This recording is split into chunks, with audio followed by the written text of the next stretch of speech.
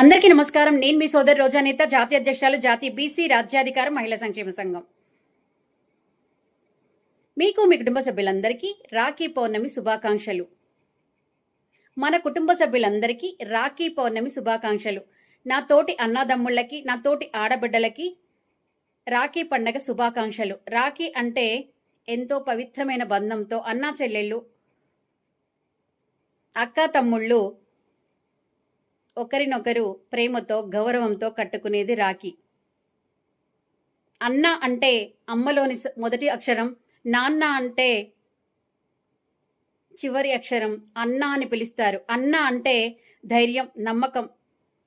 కష్టాల్లో ఉన్నప్పుడు అన్న ఆదుకుంటాడనే అక్క చెల్లెలకి భరోసా, ధైర్యం, నమ్మకం, గౌరవం అవన్నీ కాపాడుతూ అన్న అని పిలుస్తాం మనం. అన్నా చెల్లెళ్ళు అన్నలకి ఎంతో ప్రాముఖ్యత. అదేవిధంగా అక్కా చెల్లెళ్ళుకి కూడా అన్నలు అంటే చాలా ప్రాముఖ్యత.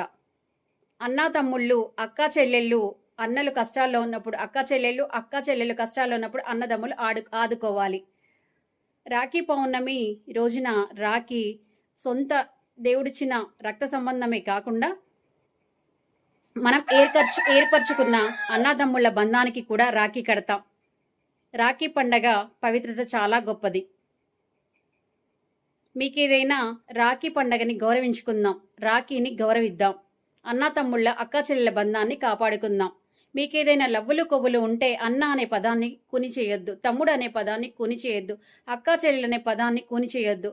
ఈ మధ్య నాకు తెలిసిన విషయం ఏంటంటే అన్న, చెల్లి, అక్క, తమ్ముడు అని వేరే అక్రమ సంబంధాలు పెట్టుకొని కూడా పిలుచుకుంటున్నారని తెలిసింది. దయచేసి దాన్ని ఖండిద్దాం. అన్నా చెల్లెల బంధం ఎంతో పవిత్రమైంది, అక్కా చెల్లెల బంధం ఎంతో పవిత్రమైంది. మీకు లవ్వులు కొవ్వులు ఏమైనా ఉంటే పేర్లు పెట్టి పిలుచుకోండి, అంతే తప్ప అన్న, అక్క, తమ్ముడు, చెల్లి అని మాత్రం దయచేసి పిలవద్దు. ఆ బంధాన్ని గౌరవించుకుందాం. రాఖీ చాలా పవిత్రమైనది.